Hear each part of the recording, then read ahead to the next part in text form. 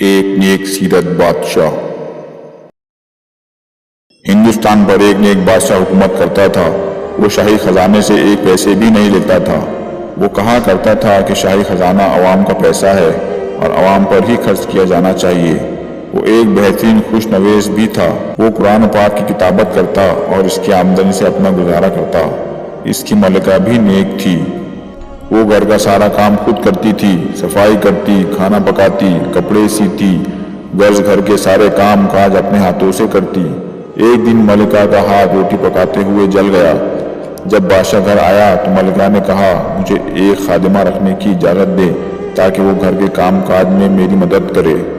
بادشاہ نے کہا، ملکہ تم جانتی ہو کہ میں شاہی خزانے سے ایک پیسہ بھی نہیں لیتا، اس لیے کہ یہ عوام کا پیسہ ہے، اور میری آمدنی اتنی نہیں ہے کہ میں ایک خادمہ رکھ سکوں، کیونکہ میری آمدنی میرے ہاتھ کی کمائی پر ہے۔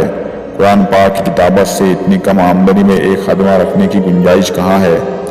میں اگرچہ بادشاہ ہوں مگر حقیقت میں ایک عام غریب آدمی ہوں۔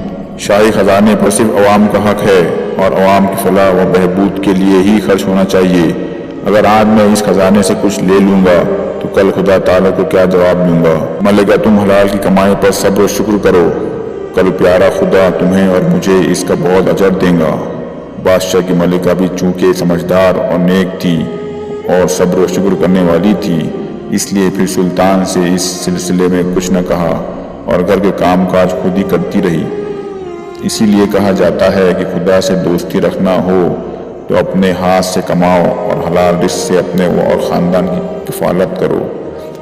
اب آپ اس بادشاہ کا نام بھی جان لیں، اس کا نام سلطان ناصر الدین تھا۔